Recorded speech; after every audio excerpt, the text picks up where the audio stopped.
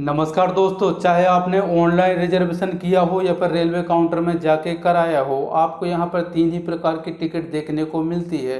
पहला कन्फर्म, दूसरा आरएसी और तीसरा वेटिंग का। तो आज हम ओनली आरएसी टिकट के बारे में बात करेंगे। ज़्यादातर होता क्या है कि जब भी हमको 15 दिन के बाद या फिर एक महीने के बाद कहीं जाना होता है तो हम आज ही रिजर्वेशन कर लेते हैं।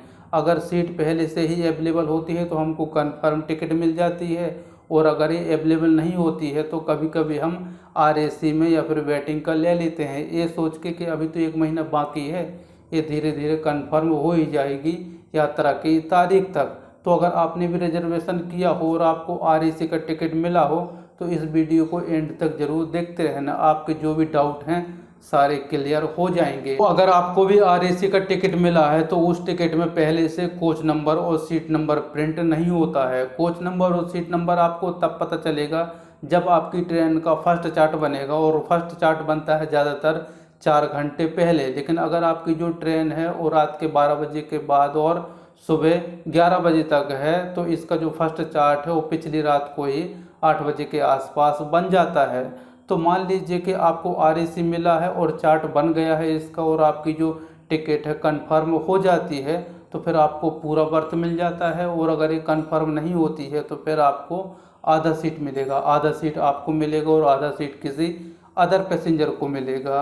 अगर आप कपल में ट्रेवल कर रहे हो एक साथ में तो फिर आधा आधा आप दोनों मियाँ बीवी को मिल जाएगा, तो आप आराम से बैठ के और जा सकते हो। लेकिन फर्स्ट चार्ट बनने के बाद अगर आपकी आरएसी कंफर्म नहीं होती है और आप चाहते हो कि यार मैं तो पूरा किराया भी दे रहा हूँ और आधा सीट में बैठ के मैं ट्रेवल नहीं करना चाहता, तो फिर आप इसको तुरंत ही कैंसिल भी करा सकते हो। ये आपके ऊपर डिपेंड करता है कि आपको आधा सीट में ट्रेवल करना है या फिर नहीं करना है। और जैसे ही आपकी ट्रेन का फर्स्ट चार्ट बनता है तो आपको मैसेज मिल जाता है रेलवे की तरफ से, और उस मैसेज में पूरी डिटेल्स रहती है, जैसे कि आपको कौन सा कोच नंबर मिला है और कौन से कोच में कौन सी सीट नंबर मिली है, तो पूरी डिटेल्स उस पर रहती है। फिर आप पीएनआर नंबर डाल के भी चेक कर सकते हो खुद से ऑनलाइन। तो चलिए दोस्तों, अब मैं आप लोगों को एक और ज़रूरी बात बता देता हूं जो कि मैंने खुद पहली बार देखा है। कुछ दिन पहले की बात है, मैं और मेरी वाइफ आरएसी टिकट में ट्रेवल कर रहे थे और हम लोगों को साइड लोअर का सीट मिला था। इसके बाद से